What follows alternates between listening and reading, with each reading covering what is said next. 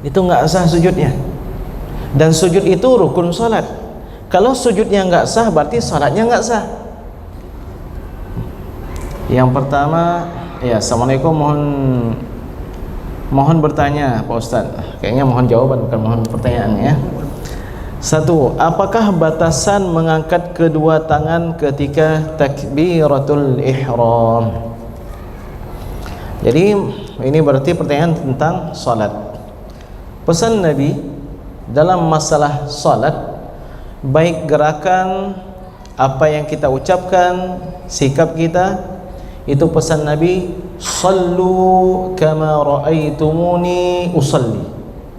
Salatlah kalian sebagaimana kalian melihat aku salat. Jadi kita tahunya dari siapa? Memangnya kita pernah melihat Rasulullah SAW? Tidak. Kita akan mendapatkan ilmunya dari orang-orang yang melihat Rasulullah SAW melaksanakan salat, yaitu para sahabat. Memangnya kita ketemu dengan sahabat? Tidak. Yang bertemu dengan sahabat adalah tabi'in. Lalu yang bertemu dengan tabi'in, tabi'in, generasi sampailah ke kita.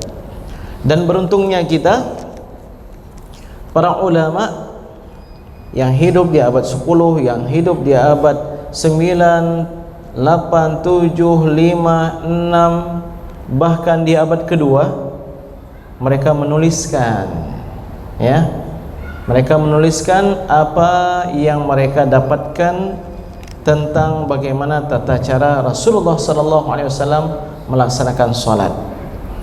Ada sebahagian berkaitan dengan perkara yang sunnat, yang afdal, dan ada yang berkaitan dengan mesti. Yang afdal berarti berkaitan dengan sunnat, misalnya apa? Ketika duduk tahiyat awal atau tahiyat akhir, bagaimana posisi tangan? Di mana letak jemari tangan? Bagaimana jari telunjuk menunjukkan? Ternyata banyak riwayatnya. Bahkan Imam Ibnu Hajar Al-Haytami dalam kitab Tuhfatul Muhtaj menyebutkan banyak versinya. Begitu juga Syuruh Al-Minhaj Al-Khatib Asy-Syarbini dalam Mughni Al-Muhtaj. Ada riwayat begini, ada yang begini, ada yang begini, ada yang begini. Dari semua yang ada, menurut Ibnu Hajar dan ulama kita dalam mazhab Syafi'i, yang paling kuat itu begini, ya, begini. Oke, kalau ada orang menunjukkan begini, bagaimana? Boleh? Boleh. Mau begini? Boleh? Boleh.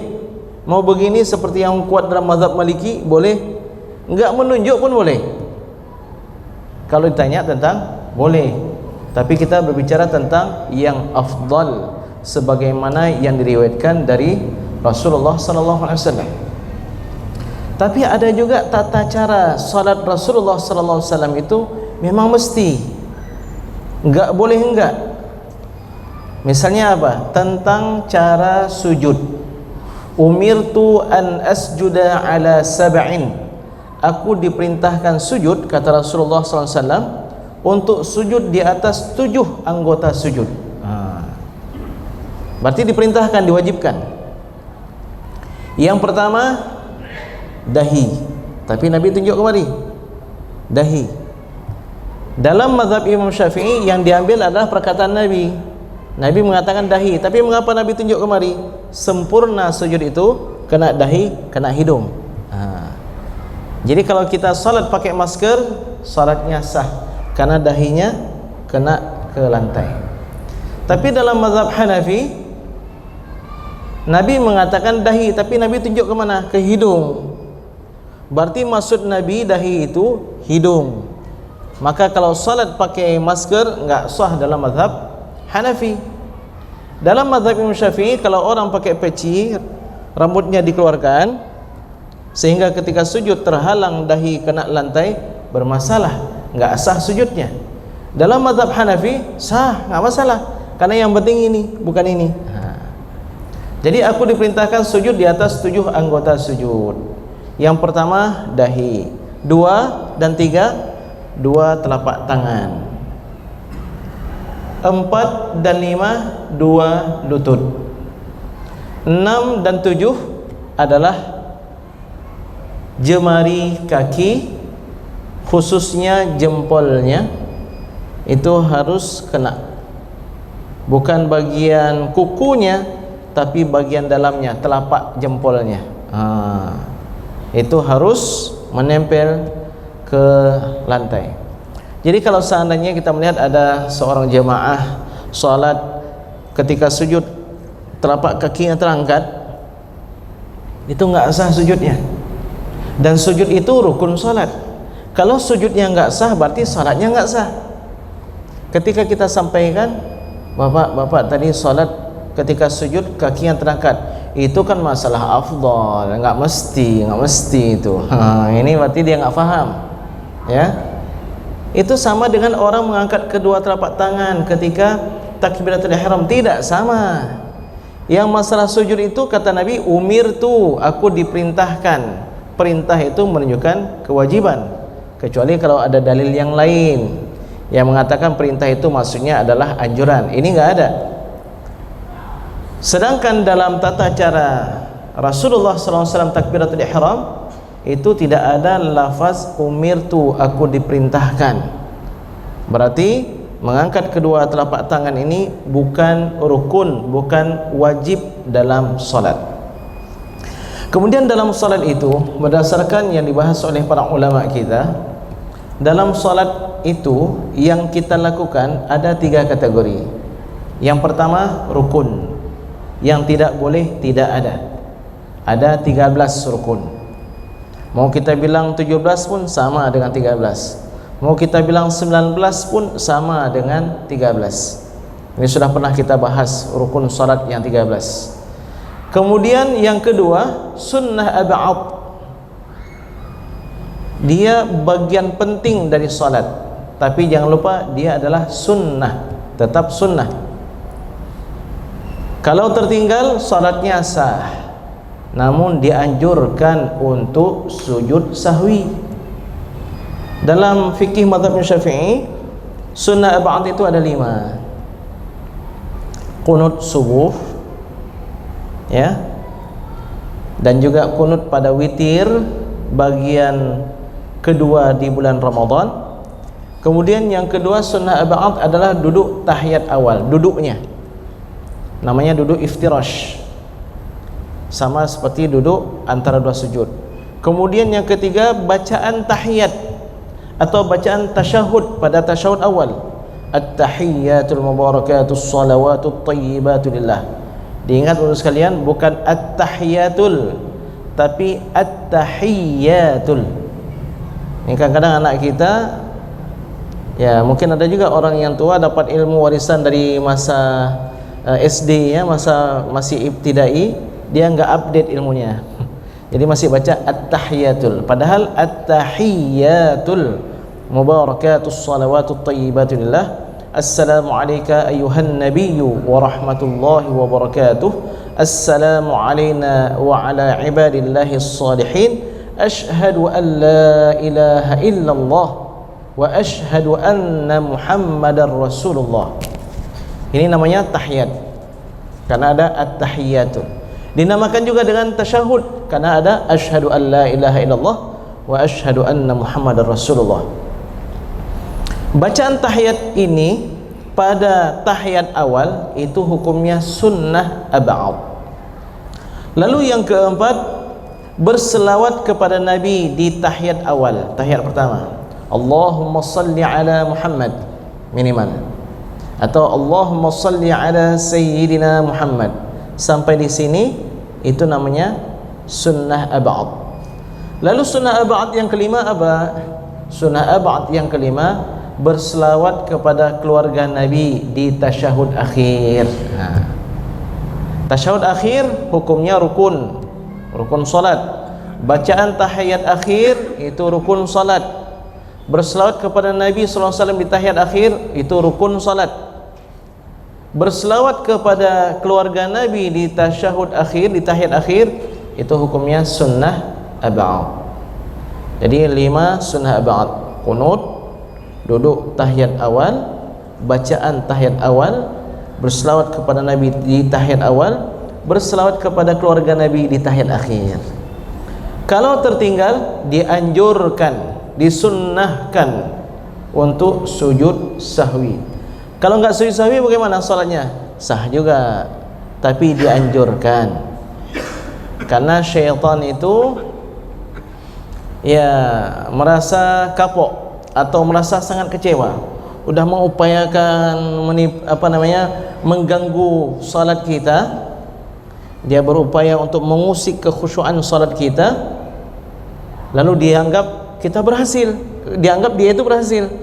Ternyata kita sadar sebelum salam kita sujud sahwi. Waduh, syaitan itu merasa usahanya percuma dan sia-sia.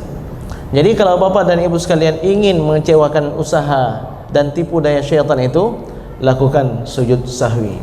Tapi kalau tidak ingin mengecewakan syaitan, baiknya jangan sujud sahwi, sakit hati dia nanti.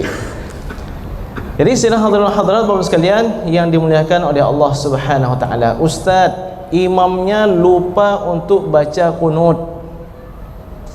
Bagaimana ustaz? Ya sudah, lanjutkan.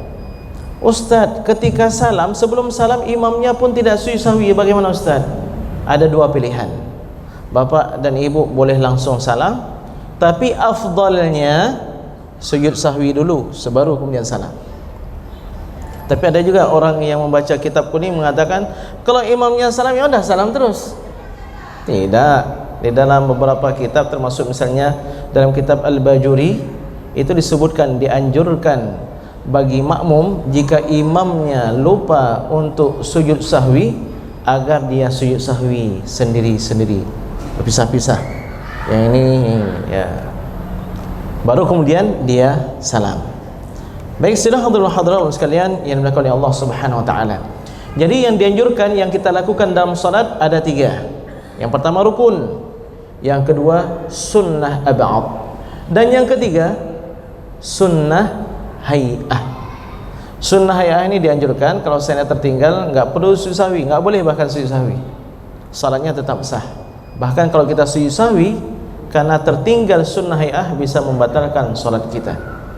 Apa saja sunnah hay'ah? Semua yang kita buat dalam salat kita yang tidak masuk dalam rukun dan sunnah ab'ad, dia semua sunnah hay'ah.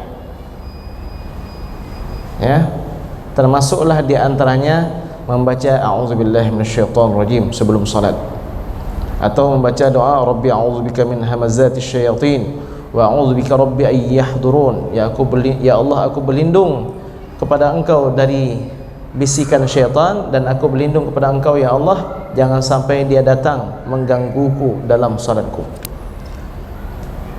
Termasuk juga adalah mengangkat kedua telapak tangan. Nah, ini adalah sunnah hay'ah. Ya, ini adalah sunnah hay'ah. Semana tingginya? Nah, ini yang ditanyakan. Apakah batasan mengangkat kedua tangan ketika takbiratul ihram? Paling tinggi sejajar dengan telinga, paling rendah sejajar dengan bahu. Jadi jangan ada orang yang ketika takbir itu ini berlebihan, Allahu Akbar, ini berlebihan ya. Tapi ini adalah sunnah hay'ah. Kalau enggak ngangkat tangan bagaimana? Boleh juga Allahu Akbar langsung, boleh juga. Tapi dianjurkan Allahu Akbar. Apa falsafahnya? Apa makna ketika kita mengangkat kedua telapak tangan begini? Sebenarnya Bapak sekalian, kita ingin membuang dunia ke belakang kita dan kita menghadap Allah Subhanahu wa taala. Kalau kita ketemu sama orang, itu udah mulia kali. Assalamualaikum, kita angkat lagi, Assalamualaikum, itu mulia. Kalau orangnya lebih mulia lagi, Assalamualaikum, ya. Jadi ketika kita menghadap Allah Subhanahu wa taala, Allahu Akbar, yang kita ucapkan ya Allah Maha Besar. Berarti kita buang dunia semuanya, yang kita sedang sibuk dengan bisnis, sibuk dengan belajar atau yang lainnya, kita buang semuanya. Kita menghadap Allah Subhanahu wa taala. Allahu Akbar. Jadi itu batasan mengangkat kedua tangan ketika takbiratul ihram. Mulut mengucapkan Allahu Akbar, hati memasang niat, fisik berdiri dengan tegak. 3 in 1. 3 in 1. Bukan hanya sampo 3 in 1. Bukan hanya Milo 3 in 1. Jadi berdiri, ucapkan takbiratul ihram dan pasang niat. Apakah mengangkat kedua telapak tangan ini bagian daripada 3 in 1? Tidak masuk. Ini adalah sunnah hay'ah. Allahu Akbar. Jadi ini adalah kesempurnaan, bukan bagian dari rukun salat kita. Mari kita ambil manfaat dari ilmu beliau. Bisa kita lihat video-video kajian beliau di Ustaz Awaluz Zikri Official. Subscribe, like, and share, komen. Manfaatkan ilmu ini, mudah-mudahan amal kita sesuai dengan tuntunan Rasulullah SAW.